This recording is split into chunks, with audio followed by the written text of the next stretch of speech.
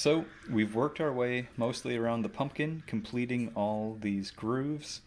And now, before we extend these front grooves all the way up to touch the front of the crow, I actually want to carve in some talons. So basically, of course, we won't be able to see the entire feet of the crow, but just to add a little bit of extra detail, just to make the whole piece a little more convincing, we can carve in the front, or the front three little talons of each foot. And to do so, we're just going to start out first of all by making a stop cut and then meeting that cut just like that, and do the same thing over here. And I'll show you the angle. I'll position it so you can see the angle that I'm cutting with. So as you can see, they're at about the same angle from where the center line of the crow would be, angled back. So that is about as far out as the talons will stick. And now we want to make sure that we have the talons kind of splayed out like this. And so yeah, each foot will have 3 talons like this and like that.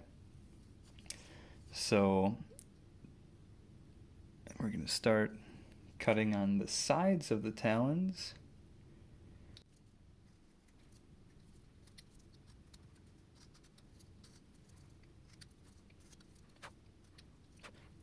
So now we see that the feet are separated in the middle here, and now we're going to separate the feet from the top of the pumpkin towards the back of the talons that are visible, just like that, and then the same on the other side.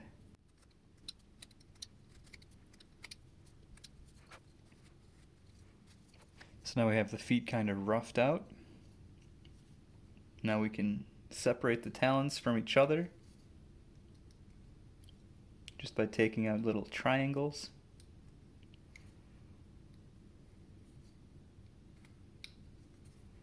Like so. And now we kind of have some little talons. They don't have much shape. They don't really curve over or anything. And of course you can add more detail to them if you want. Like you can make each one come to more of a point instead of being blunt at the ends. Or, for the sake of simplicity, you can leave them as is. I'm just going to add just a little bit more shape, and I'm going to kind of take off some of the corners that we created here with those triangular cuts that we took out, just so they don't look like little boxes coming out. And after we're satisfied with these talons, then we can continue to carve in the grooves of the pumpkin as we were doing before. Carve those all the way up. Always rounding around the grooves that we're creating.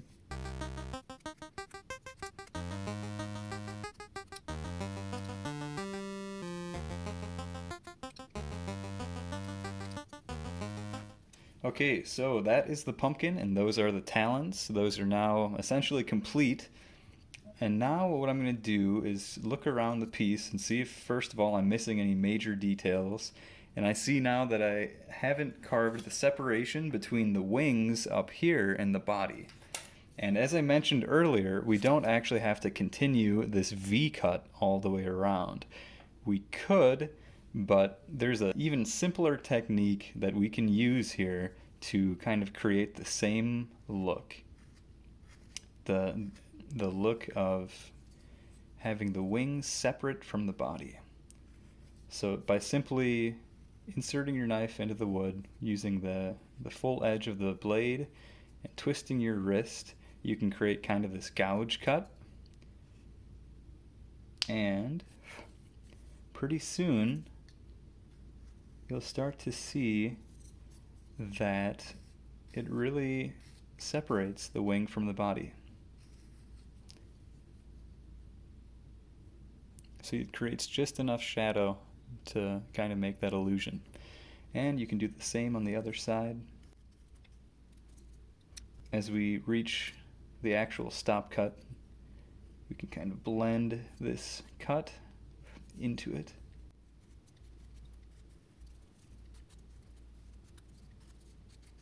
And there we go. Now we separated the wings.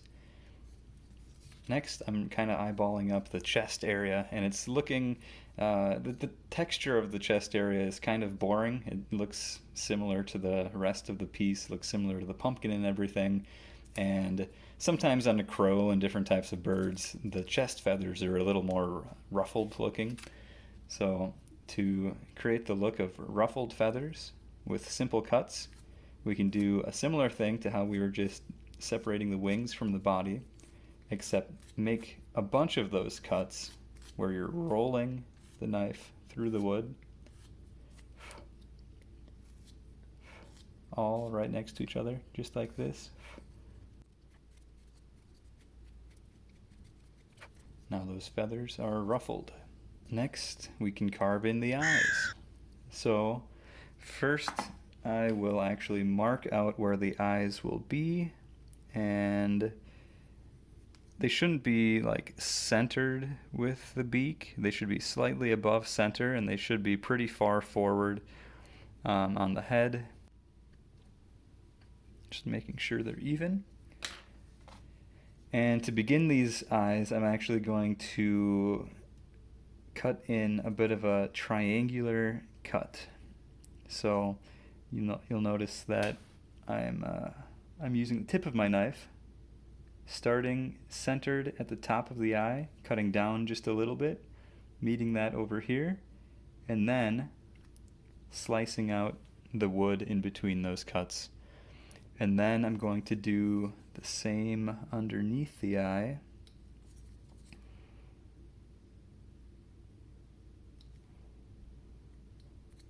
So we're creating kind of a diamond shape initially, and then we're going to round the diamond by taking off all those corners inside on the actual eye, just with kind of small cuts. It's a very tiny eye that we're making here. And then we don't necessarily want this corner, at the top of the eye to exist either. So now we're going to take our knife and roll the tip to the back corner of the eye and remove the waste. And we can cut that in a bit deeper.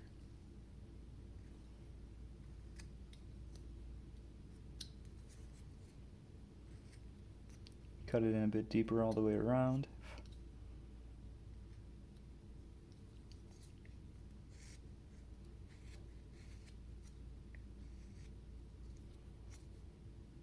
And you can make a little corner in the front.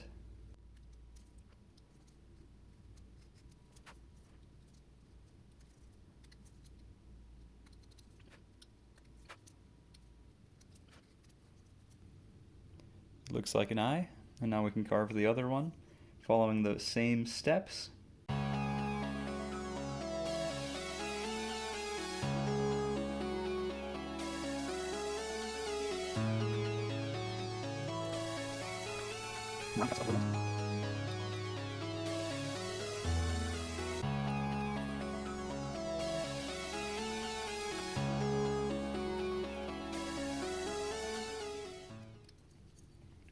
Now I'm going to bring the beak to a bit more of a curve, just a little bit. The beak is a little extra long right now. It doesn't need to be quite this long, and I would like it to curve downwards just a little more than it is right now.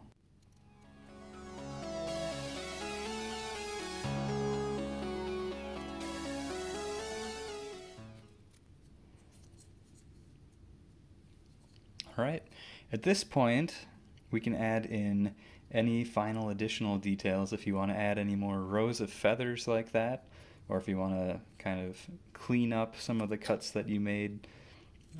This is a good time to do that. And there's actually one more little piece of detail that I would like to add to the pumpkin, and that is a stem hanging down.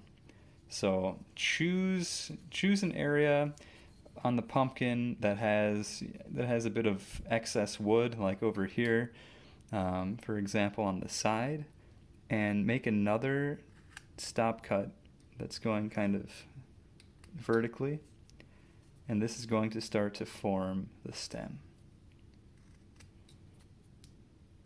So of course, if the stem of the pumpkin was just sticking straight up, the crow would be covering it up, but sometimes a pumpkin stem can hang off to the side a bit. And that's what we're going to have here on this pumpkin. So I'm borrowing wood from this segment of the pumpkin to make the stem. You can even move over this V-cut a little bit by making it a little deeper.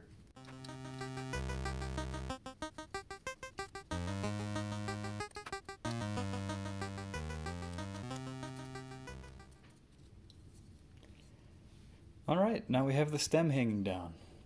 So mine is a bit long. Yours doesn't have to be quite this long, and yours could stick out to the side more if you want it to, but this will work. This will work all right. I'll deepen the cut above here just to make sure that the stem looks like it's up a little higher than the top of the pumpkin, just to give it some thickness there, to make it a little more convincing.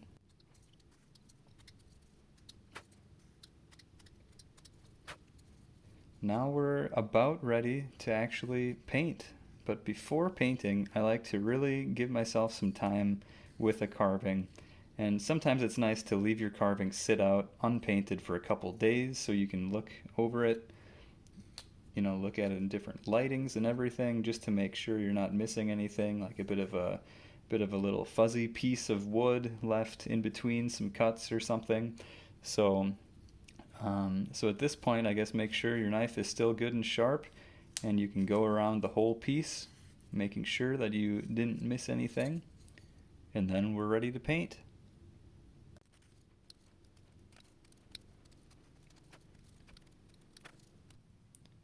To paint the crow, the first thing I'm going to do is mix up a dark base coat. So this is just some lukewarm water, and then I'm going to add a few dots of black to it.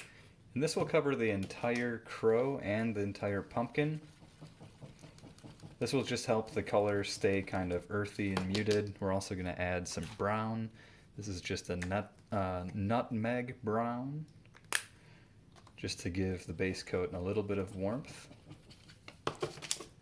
Now we can simply apply that base coat to the entire carving,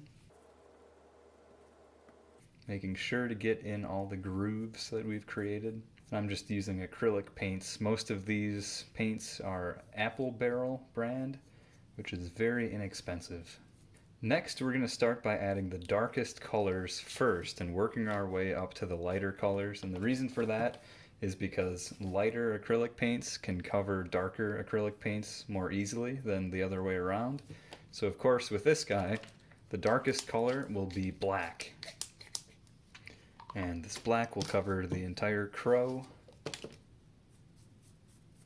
So that you can see the base coat is still very wet, and I'm just using the cover of the black paint to apply full strength paint onto my brush and then onto the crow. And I'm even getting the black onto the beak, even though later on we'll paint the beak gray.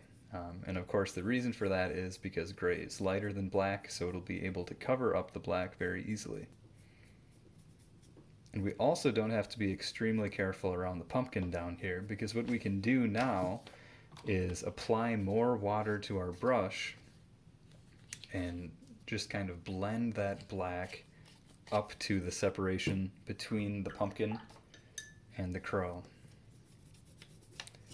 So what we're doing is we are getting the black to go all the way into that separation, but it's getting thinner as it approaches that separation.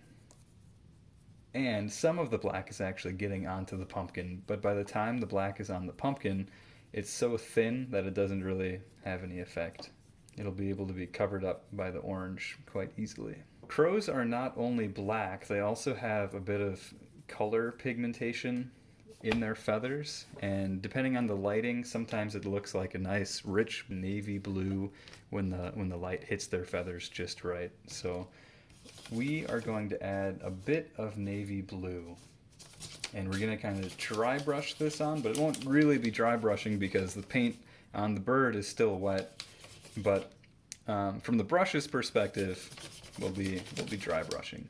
So we don't want to paint this color over the entire crow, because then we won't get any nice differentiation between the different areas of feathers. So I'm going to just apply this blue to the wings, and I'm going to focus on the bottoms of the wings, and I'm not going to get as much blue towards the tops of the wings, just to kind of make a bit of a gradient, just to make it look a little more interesting. And then I'm going to kind of wipe a bit off. We don't want the bird to look blue.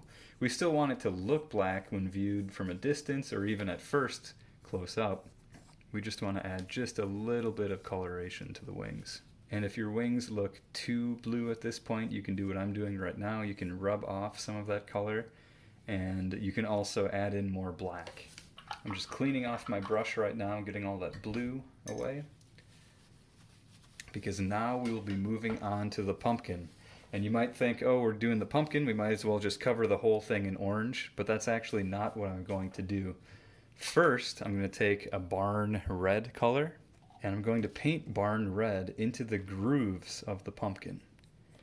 And by this point, your base coat might be getting a little more dry.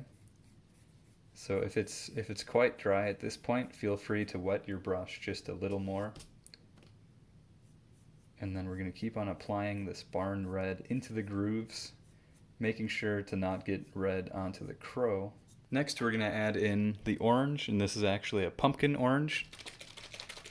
Since we already have the red foundation of the pumpkin, we don't really need to go super strong with this orange. We can dry brush a little bit, and we can always add more as we go.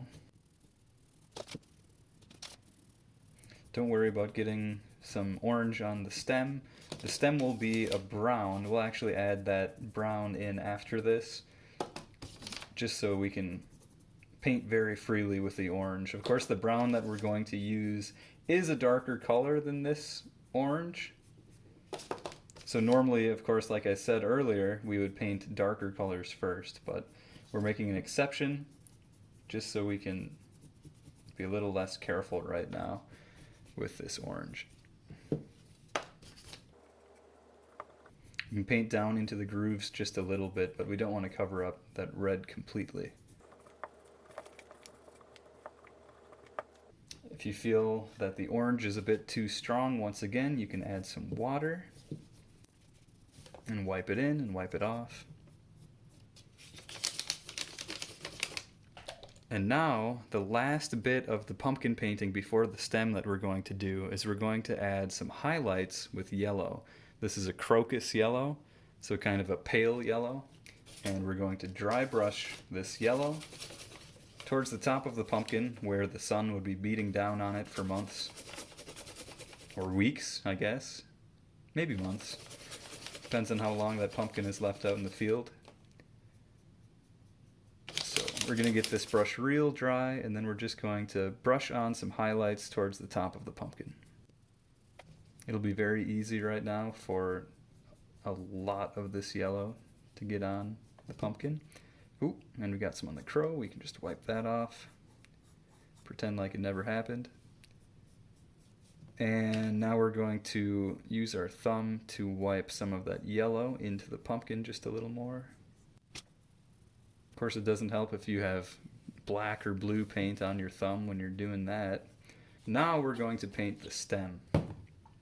So I'm going to take this nutmeg brown color, and now I'm going to use a smaller paintbrush, just a liner brush, and I'm going to cover the stem with this nutmeg brown. And this brown is kind of a lighter brown. It's kind of orangish, actually. So it might not look that different from the orange of the pumpkin, but that's okay because we're going to add a little bit of detail to it with a darker shade of brown, because a pumpkin stem has some grooves in it and some ridges. So we're going to take pretty much the darkest brown you have. This is burnt umber. And we're going to take the toothpick and just make about 3 lines, 3 vertical lines following the stem.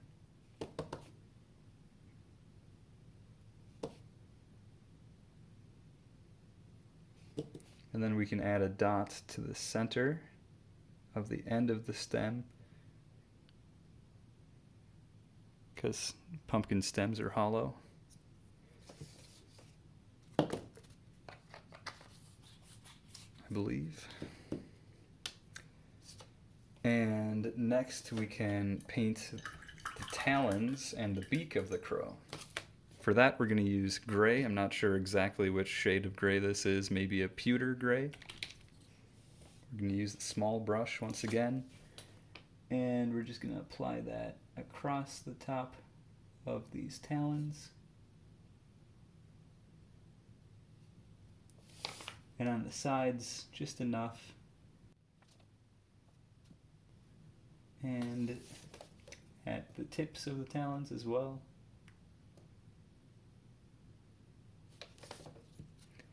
Like so. And now we're going to paint the beak. And the way that we paint the beak is actually kind of important, because we're going to paint it in such a way that it's going to suggest details that we didn't carve. So what I mean is the feathers of a crow's head extend onto the beak quite a ways. So on the very top of the beak, only paint gray about 1/3 of the way in. I might have went a little farther, but that's alright.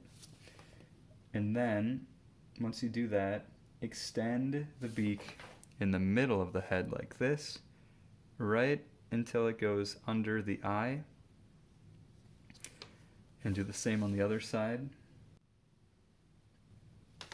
Now you can round this line so it doesn't come to a sharp point. And then on the bottom, we can actually extend the gray a little farther than we did on the top, because there aren't those feathers covering up the beak so much on the bottom. And once again, round that line so it doesn't have a sharp angle.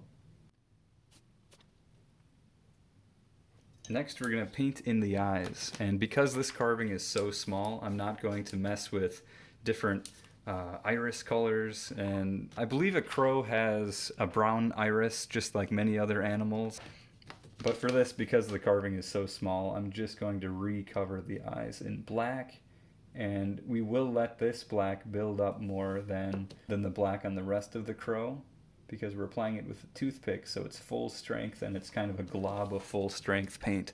So it will end up being darker, even though it's the same black. It will end up being darker than the rest of the crow. Those are the eyes. There's going to be one final bit of detail on the eyes, and that's going to be the little dot of light reflection in the corners of the eyes, but we'll let that black dry before we do that. And there are some additional details, of course, that we can add. We can add little floral dots, like in the gnome painting video that I did recently. We can add dots to the pumpkin or to the crow itself. One thing that we can do to really liven up the pumpkin is add a green vine that curls down from the stem. So to do that, I'm going to take Jubilee Green, and I'm not going to have this vine come straight out of the stem at the end of the stem. I'm going to have it kind of fall down with the stem.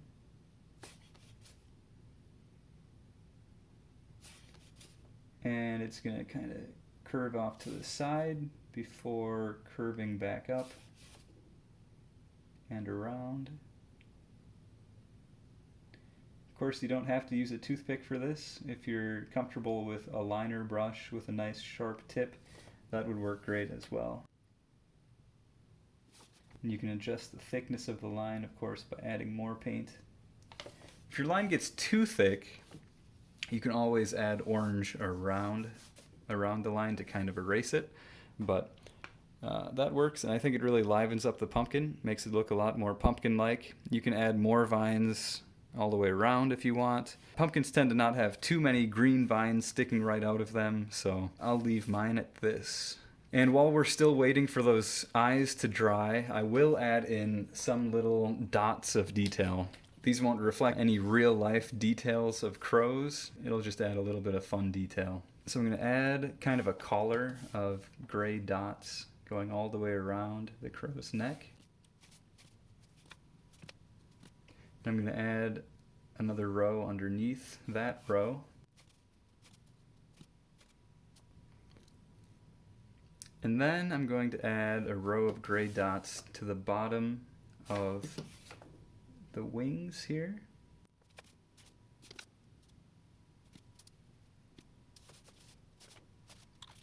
And then finally, I'm actually going to add a couple rows of black dots to the wings as well. These black dots, of course, will be less visible than the gray dots, but I'm going to put a black dot in each of these feathers here, near the top of the wings.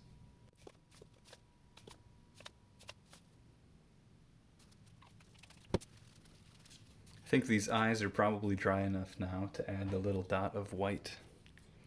So this dot is going to make the crow come to life just a little bit more. It's going to make the eyes look like they're alive, and they have a certain texture, kind of a glassy texture. So we're going to put this dot of white right in the back corner of each eye.